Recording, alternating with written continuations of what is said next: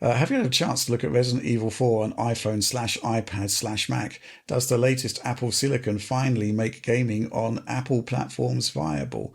I guess we can give a quick spoiler on this one because you are looking at it, right, Oliver? Yeah, I have been looking at it. I think probably the biggest improvements that stick out to me are just improvements in the way that Capcom is choosing to handle the hardware in terms of configuration.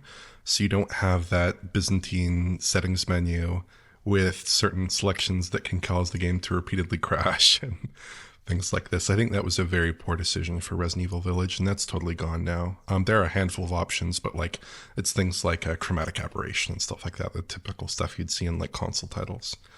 There are some lingering problems with some occasional stutter, but nothing, at least so far, and I've only played like maybe 30 or 40 minutes in, but into some more demanding sections like that opening village fight that are pretty tough.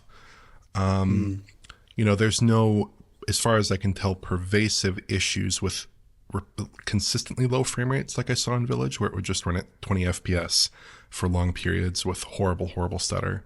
That doesn't seem to be an issue, at least not so far, I guess cross my fingers on that one, but so far it does seem better. So yeah, I think that it is running a lot better. I don't know exactly what to chalk that up to. Obviously it's the same engine. Perhaps they've worked more extensively on making that work properly on Apple Silicon devices. But at least on, a high-end iPhone, it does seem like a pretty competent and enjoyable experience so far.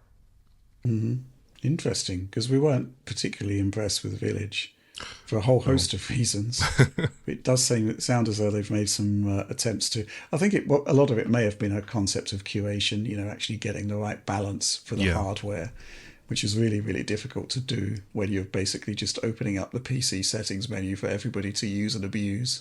Yeah. And there were no sort of guardrails in place on there for users, who'd have just ramped up everything to max, apart from the VRAM meter, which kind of sort of suggested you might run out of memory. But yeah, I was surprised. Yeah, I think they've made some pretty sensible choices so far. At least from what I've seen, it looks a lot like the PlayStation 4 code. It's running with, I believe, the Metal FX temporal upsampler. Certainly very smooth-looking image, not much aliasing, but some artifacting here and there. Obviously running at a low resolution internally. So I think they've made some, probably the appropriate choices. And most importantly, it's not crashing every 15 seconds or something like you could get with Resident Evil Village, which I'm not a fan of.